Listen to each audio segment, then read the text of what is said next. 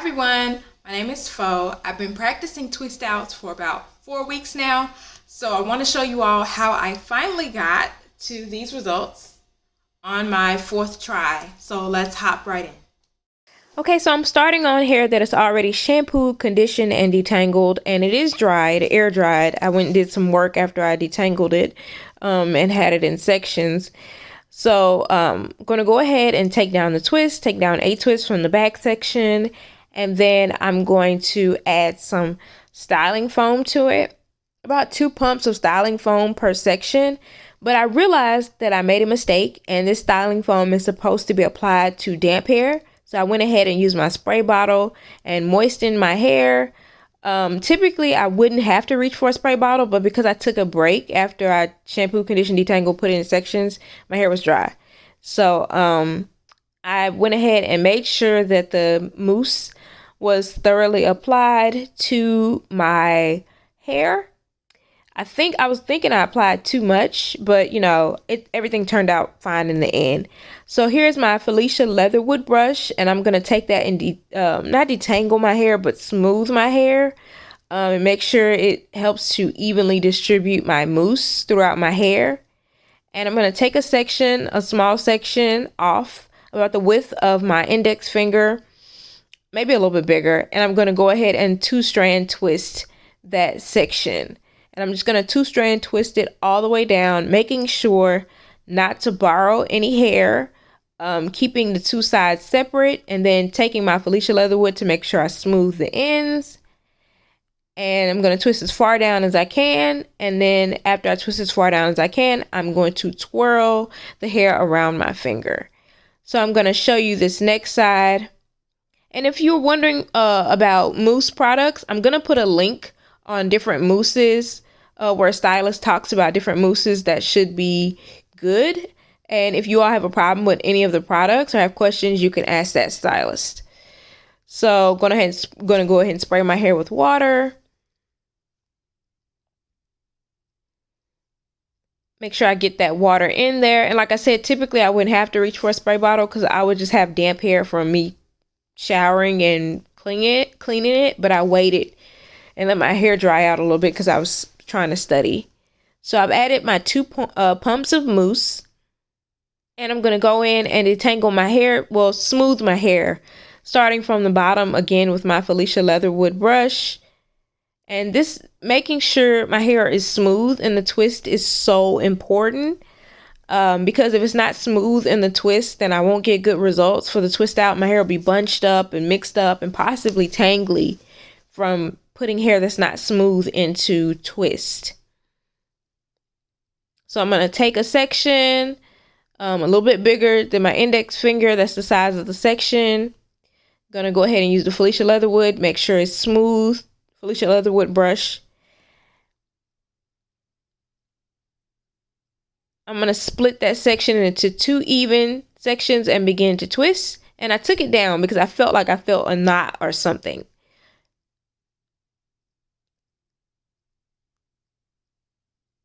So here's a close-up of me twisting the hair. You see I'm twisting 2 individual sections, and I'm making sure never to pull hair from one section over to the other. I'm keeping them separate and twirling them around each other.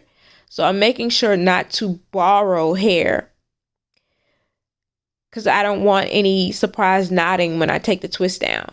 And then I get to the area where it's bunched up at the end, and I go ahead and smooth it back out with my Felicia Leatherwood brush. I went up a little too far when I was trying to make sure it was smooth. So I'm going to untwirl it a little bit so I can get a good grip on those two sections again.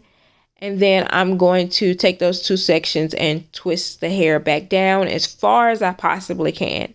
So I'm twisting until I can't twist it anymore, until I run out of hair that is even lengths with each other. And after I run out of hair that's even lengths with each other to twist down, I'm going to twirl the hair around my finger. After I got done with my twist, I sat under a hooded dryer for 15 minutes on high heat, and then I put on my satin cap and went to bed. This is the next morning. I sprayed a light oil serum on my hair, an oil serum that's meant to be used on hair.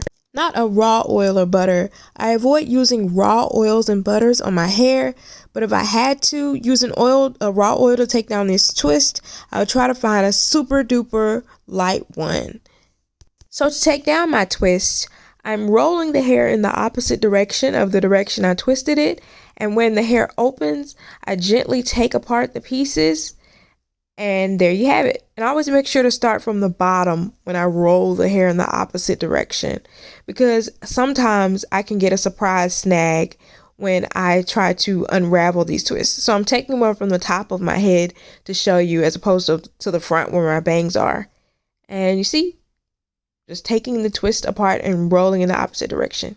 I'm going to come back with the end results at the end of the video, but first I want to talk about some of the lessons that I've learned.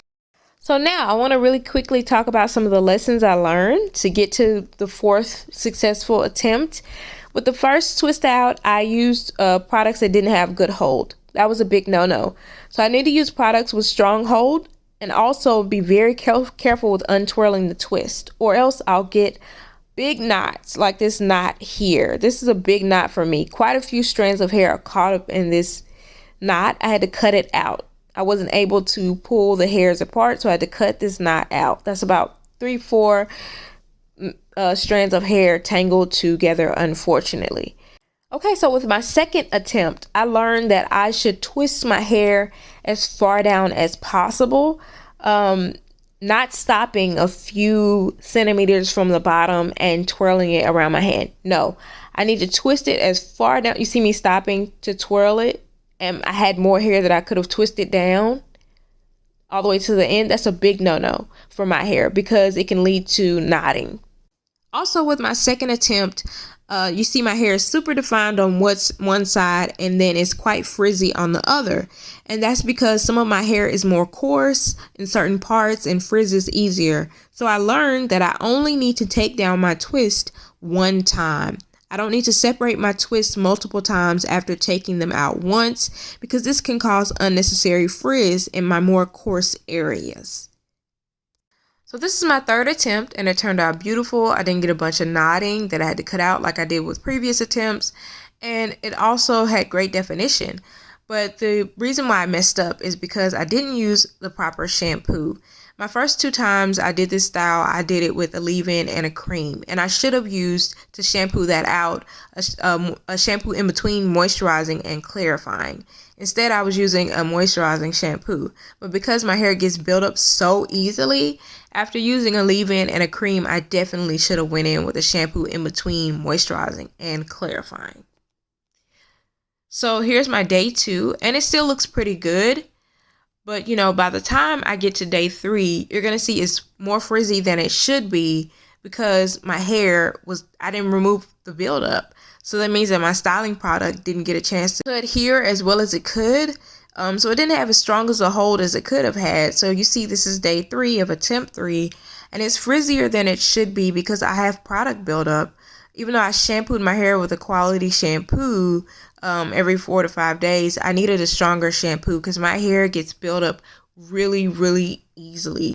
So now we're going to head back into my 4th attempt and my successful attempt at doing a twist out. But before I get into that, I wanted you all to see what my hair looked like when I started out this 4th time. I wanted you all to see the twist that I started with, and you can also see how high density my hair is. And so this is where I started, and let's see the final result once I put those twists in and then took them out. So these are my final results for this twist out. So it took me 4 weeks of practice to get to these results, and I'm happy with them. I think they're beautiful. Do I think that they're as good as like if a stylist did it who does twist outs all the time?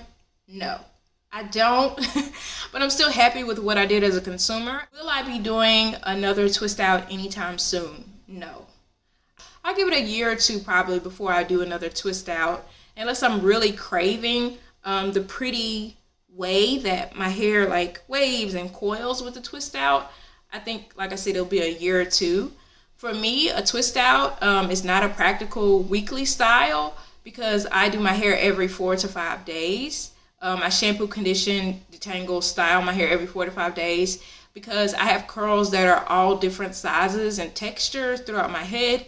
I have some bigger waves, some smaller waves, some bigger coils, some smaller coils, and it's different textures also, like the feel of the hair. Some is smoother, some is coarser.